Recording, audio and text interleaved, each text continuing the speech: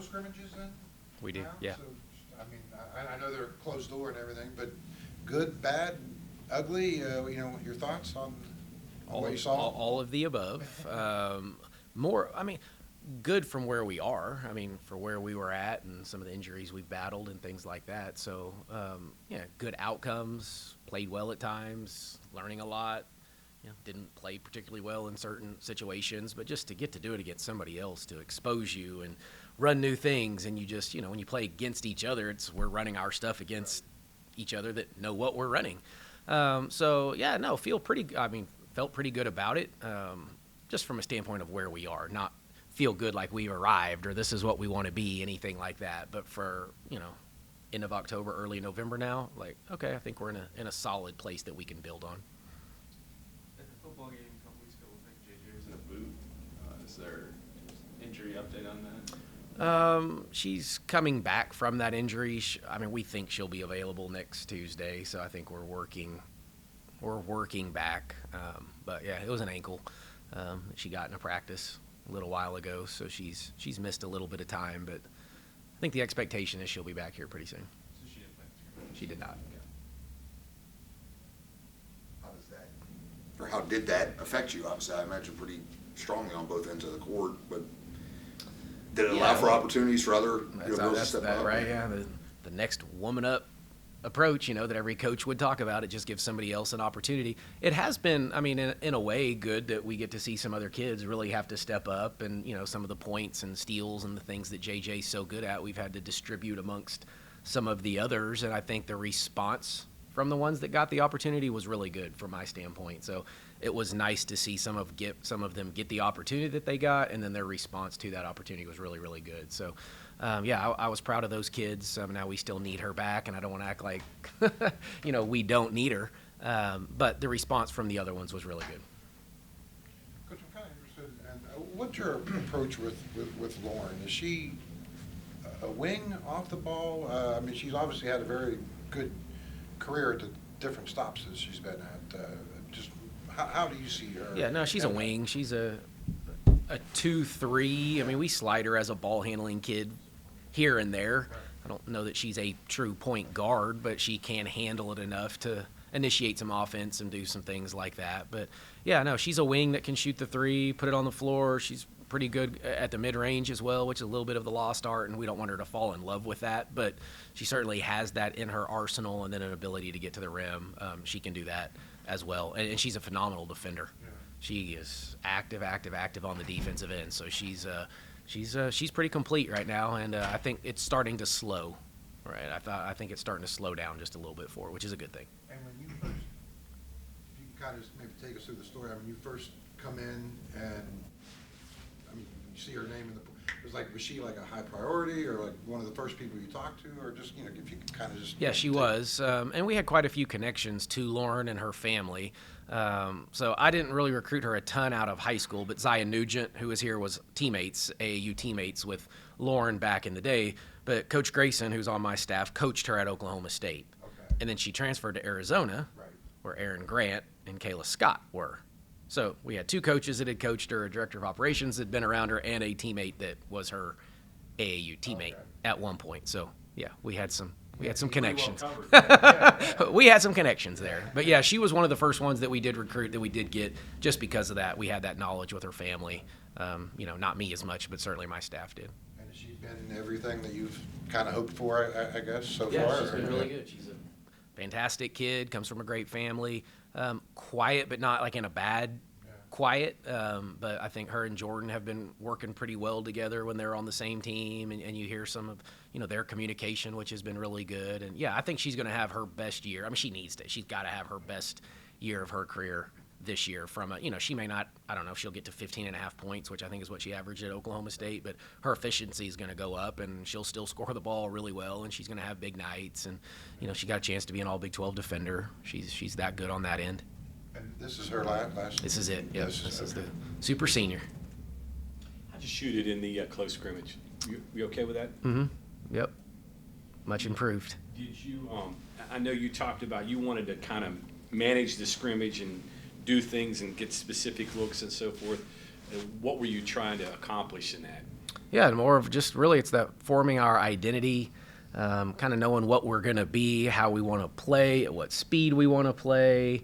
Of course, it's always looking at rotations, I guess, but it's more roles, I guess, than rotate. Rotations are going to kind of come and go. Injuries have played a little bit into that. So it's just really having these kids take advantage of the opportunity that they get, which most of them did in those closed scrimmages. So we feel good about that piece of it. But really, that was it. Yeah, I mean, we shot it well, defended well.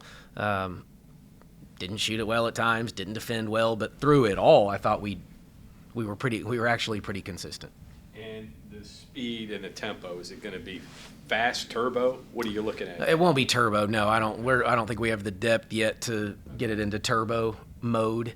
But it needs. I mean, it's not going to be slow. Yeah. It needs to be I just keep telling smooth and steady. Like, let's play with a rhythm, right? In rhythm, you need just tempo and flow, but understanding what that looks like for us. Now, if we turn somebody over, we may have a little bit faster pace all of a sudden because that's a steal and a live ball turnover, but if not, let's stay organized. Let's understand what a good shot or a great shot is. And that's different for each kid, and trying to get them to understand right now that everybody doesn't get to take the same shot. Like, that's not your skill set. So we've been working through that one a little. But no, overall, I mean, for November 1st, I feel like we're in a good place. We're in a good spot from those two closed scrimmages through these practices, get everybody healthy, which I feel like we should have them ready to go next week. And then we should feel pretty good about going into the season. So clearly, you're going to be a big favorite on Loyola. How do you approach this with your players? What do you want to see from them? Yeah, really, honestly, it'll be we will scout and do all of our due diligence on Loyola, but it's still so much more about us than it is who we play right now, and especially with the new coach and the new system. So we will do our homework. We will have our scout. I think Coach Grayson has this one, and she's already wearing me out about it. And I'm like, hey, I got like my checklist of what I need to get done today just for this week before we play them, let alone, worried about them too much yet. But, for me, I've already kind of thought this one through. For all of these games when you're playing these mid-major schools, like that was me for the last 8. Like, I know what these games mean to those schools and the opportunity that presents itself. And so I've briefly brought that up a little bit already with them. Probably will again, as we keep going. But they're big games for those schools, and you're going to get them at their best. Well, I was going to say, you're flipping it around now. You're going from taking the money to paying the money for these buy games. How do you approach that in your perspective? You don't look at it that way, really at all. Not from this side of it, or even when I was at SFA, we never looked. I mean, the goal's to win the game, regardless. Now, yeah, if you're the mid-major that they're paying you to come play and you happen to win it and you get a check to go home, then big old bonus right there. And that there was some celebrations with some of that. Right. But that's what it was. Some of our, we define it. You use it in recruiting. You talk about it. That's what, at a mid-major, you go sell that. We had so many Power 5 wins, or we went to West Virginia and found a way to beat the Mountaineer. You have to understand that that's season defining for some programs. And so you just have to be careful. But when the ball's tipped, that's not what we're trying to win a game at that point. You're just trying to win. And, if winning takes care of itself or you get a big lead, now it's how do we get better? And, I always say, and I think we've talked about it in here, but there's a standard in which I expect them to play to. And we will always play to that standard regardless of who we play, regardless of what the score is, up, down, in between, play to a standard. And if you play to a standard, then the result typically will take care of itself. And when you play fast and you're, faster or whatever, health is always a concern, legs, all of that. How you guys health-wise right now? Getting there. So I think, by next Tuesday, I think we'll be back to what is full strength for us. If not, it'll be close and right around the corner. So nothing that's I don't think, going to prolong a month or 2 months, anything like that. These are things that are, a week to 2 weeks, maybe a hair more to get resolved. But we should be really in a pretty good spot next week. You're going to have to manage your roster a little bit because you don't have a huge amount of depth, right? Is that something going to be mindful for you? It is, yeah, 100%. So, yep, how we get minutes and watching minutes and early and not wearing them out too early in the non-conference schedule. And obviously once we get to Big 12 play, it'll be a little different. And then just, you want to be healthy and excited late in the year. I mean, that's really the goal. But, yeah, we got a lot of work to do between now and then. But I think we have enough depth to manage it. If we can keep the 10 that we have healthy right now, then we're fine. Then we're okay.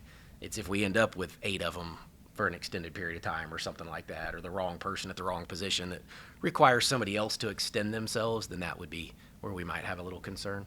Practice-wise, I mean, is there some things that you have to say, well, we may not get to this now, or particularly when you get into the season and you get that, you have to be thoughtful of, okay, certain X amount of minutes I've got on these girls' legs. You have to go through all that in your mind? Yeah, well, yeah, but we have the male practice players that can help us in practice. So that's the load management way that we do it in women's basketball is now I just put my group together and we play them.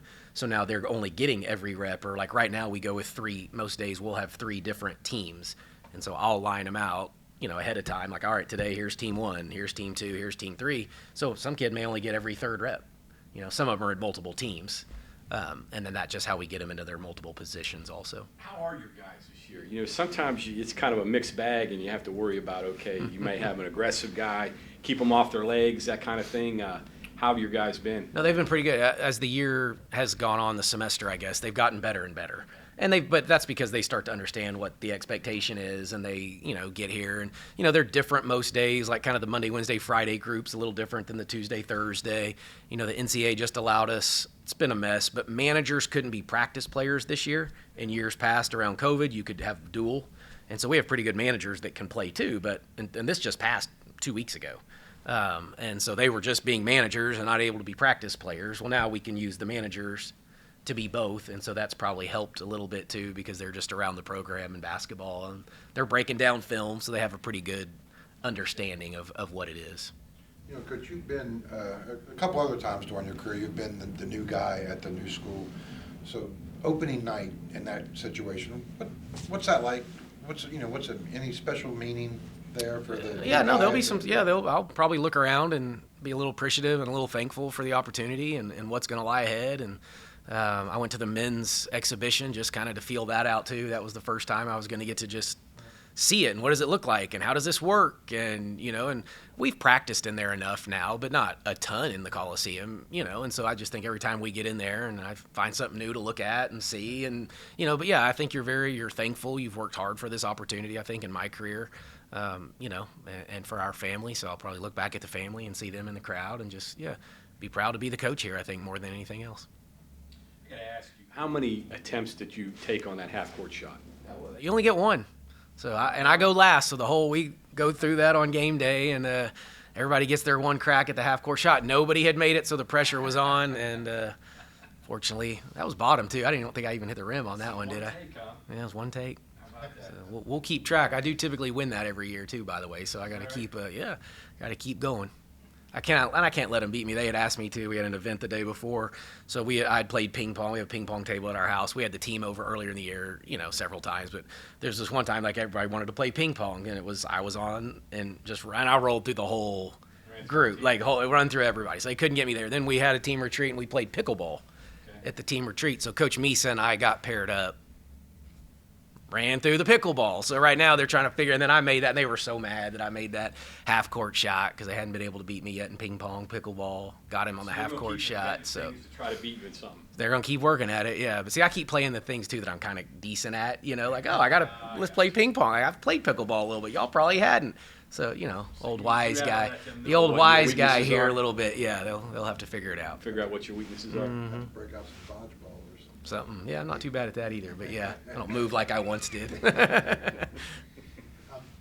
there been, there's obviously hundreds of things that you have to worry about.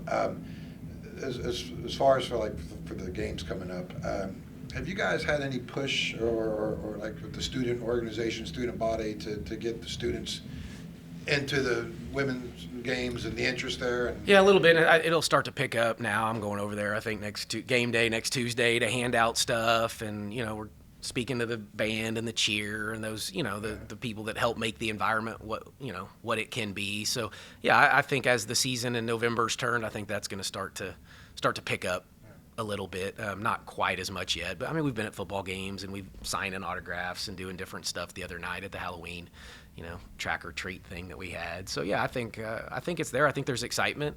I think there's interest right now, and I think it's on us to just kind of keep promoting our brand and getting our players in front of people. And I think in women's basketball, it's a lot about a connection, which I've talked about before. It's not people just coming because it's a basketball game. It's coming because there's a connection to somebody within that program. So just trying to continue to build that. We do have great kids, and I do want them to be out in front of people because I think their character's pretty good.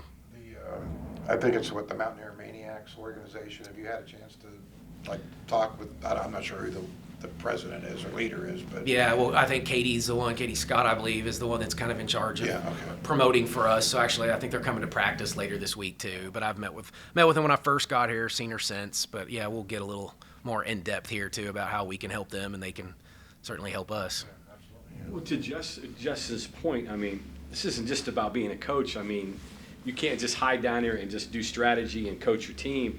It's a lot more than that, isn't it?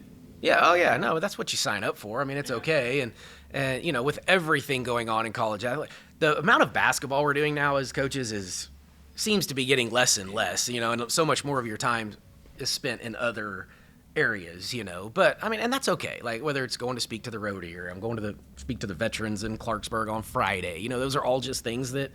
But it's promoting your program and your brand and building excitement, and we're bringing those veterans to the game shortly after. So just trying to, do those things to get the, people around here and in this state excited about the product that we think we're going to put on the floor.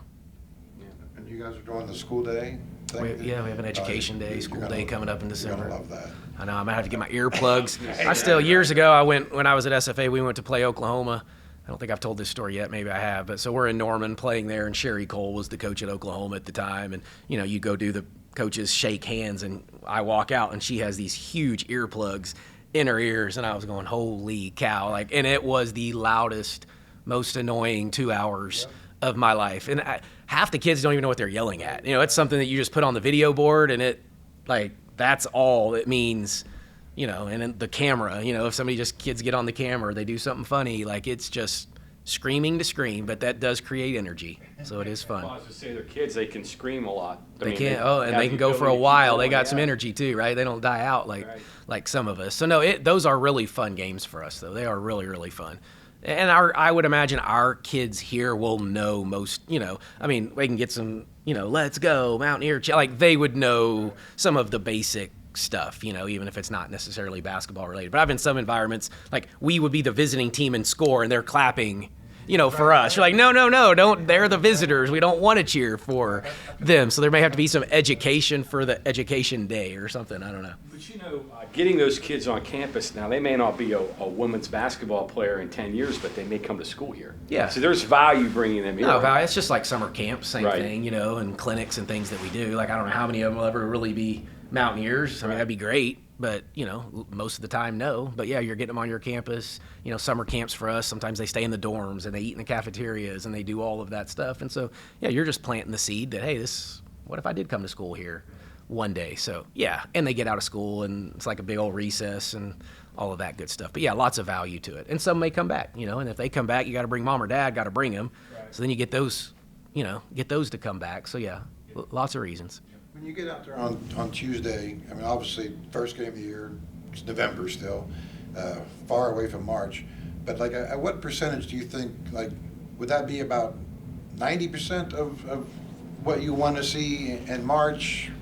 Will it be 100%? I mean, what? Oh, no. I would think we're probably in the 60s of what we would be down the line with where we are now. If I had returned the entire roster and we had 13 kids back, then yeah, we might be at 80. We ought to be, you could be rolling maybe a little bit. I would think we're probably in the 60s, but I mean, I've got the checklist of things that I'm still trying to do, and have in and those types of things. And, that might be a hair low, but probably closer into the 60s and 70s of eventually what it will be. This is the 50th anniversary of the first team in West Virginia. This is the golden anniversary season. Thought a little bit about that? Have you had a chance to talk to some of the former players? Yeah, I have thought about it. I haven't got through your article yet, but I did see some of that today. It's long, so.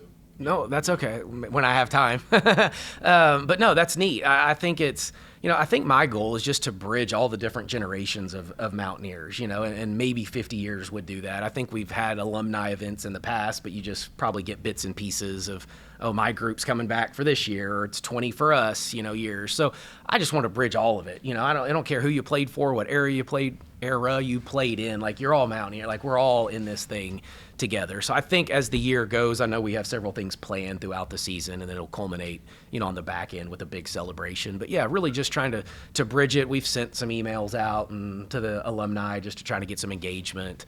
And that's, I think we've had some reception, to that's been positive. But yeah, just kind of trying to build it. Yeah, we've met them from different years and different coaches that they played for, and they all have great stories and love their time here. I think that's what I've learned. I haven't met one yet that didn't, that wasn't still speaking really highly on their experience. And I think maybe there was one that didn't finish here, but still enjoyed her experience here. But for the most part, yeah, most of them finished their playing career here and loved every second of it. So, yeah, just want to keep tapping into that and grow it.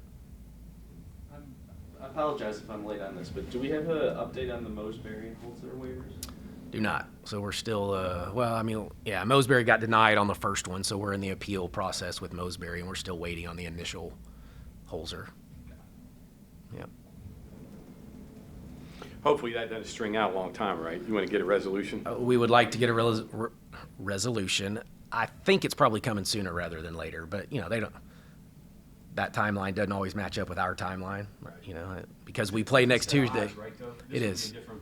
Goes to a different committee. Same facts, but different eyes, right? Yeah, mostly the same facts. You're allowed to kind of put in one more kind of push, I guess, letter, whatever you want, response to what the NCAA came back at the NCAA level, and now it goes to campus people at this point. So, would you like to see the process where you could actually get the individual in front of the people that are deciding it, or at least have them, you see that eye-to-eye contact and tell their story? Yeah, probably. I mean, it would probably help if you had to tell somebody no when you're sitting there hearing their story in the background to it. Now, how that happens, I'm not sure, but I guess with Zoom now we could do it all sorts of different ways. But yeah, I mean, I think just trying to figure out really what the system is and what they're looking for and why some get approved, others don't, and then we never have all the information anyway, and so it's just hard to know. But yeah, I think I don't know, it's going to change again too, I have a feeling. But I know that we all tasked the NCAA with getting a little more strict, so I think they're pretty much just kind of turning down those initial ones because that's what we asked them to do. And then now we have these other committees, which I don't know enough about it, but I just know they're faculty athletic reps and assistant athletic directors or athletic directors that form these other committees, but they're actually on different college campuses, not at the NCAA office, that look at the appeal decision. So. Well, not in this specific case, but just generally, do they just tell you yes or no without reasons? Pretty much. They may give you like a 1, maybe 2-line rationale, but you don't get an extended look at anything. And so, yeah, they may give you a little something in those 2 sentences to kind of build your appeal, or as to why it got turned down, but it's, not a lot. So they could be a bad day. They have a bad day, you have a bad day, right? Certainly could be, and those 4 student athletes are the ones that are on the brunt end of it, unfortunately. Yeah. Any more questions for Coach? Man. Thank you. Thanks. Okay, thank y'all.